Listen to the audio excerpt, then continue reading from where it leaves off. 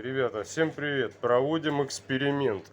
Натуральное вино или нет. Если вино натуральное, то после того, как его опустят в воду, оно должно остаться там, в стакане.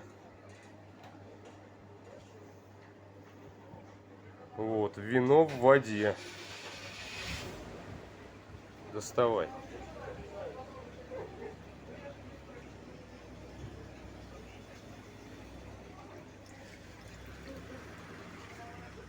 Вино осталось в стакане, ребята.